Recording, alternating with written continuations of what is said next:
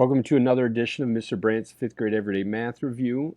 In today's video, we're going to be going over lesson 3.11, which we learned about playing fraction capture.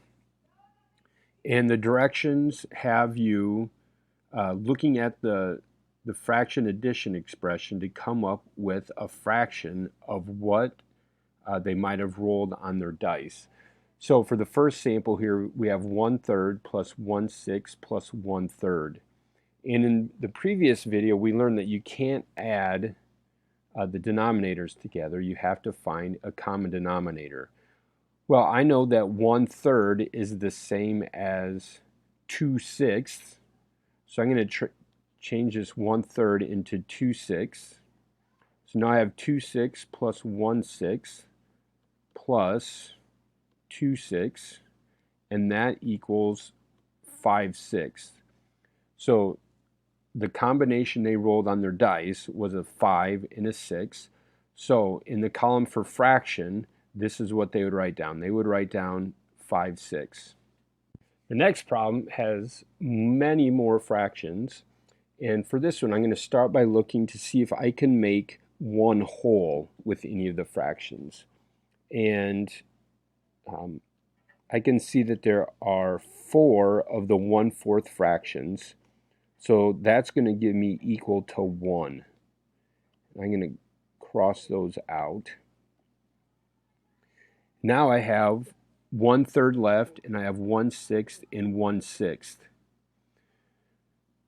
Now from the previous problem, I can see that 2/6 is the same as 1/3. So I'm going to combine the 1/6 and the 1/6, and I'm going to make that 1/3. And I'm going to take my other 1/3 from right here, put those together.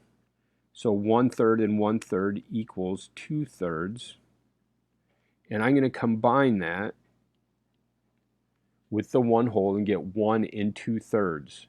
Now with a dice roll, I can't get 1 and 2/3, but I could get 5/3. And the way I can do that is 1 is the same as 3/3, and then plus the 2/3. So that's going to give me 5/3.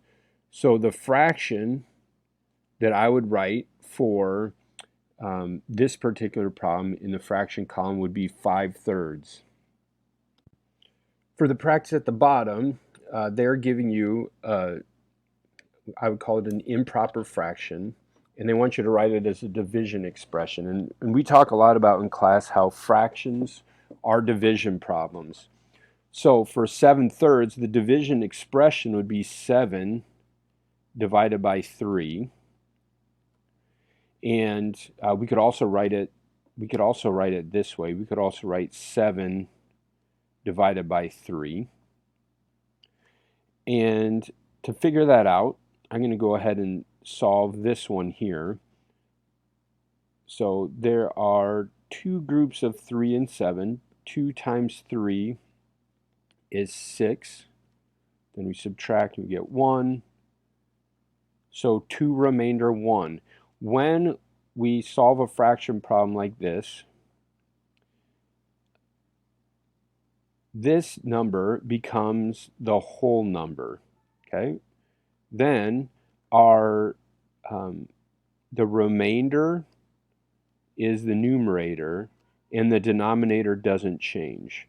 So 7/3 is the same as 2 and 1/3. Okay, now let's move over here to 15/4. Again, our division expression, we could write it as 15 divided by 4 or 15 divided by 4. Again, I'm going to use this one. I have 3 groups of 4 and 15. 3 times 4 is 12. I subtract and I get 3. So 3 remainder 3. This is going to be my whole number.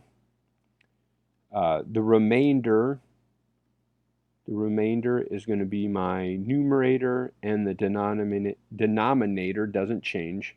So I have 3 3/4. Thanks for watching the video. If you have any questions, make sure you get help from someone, and we'll see you in the next video.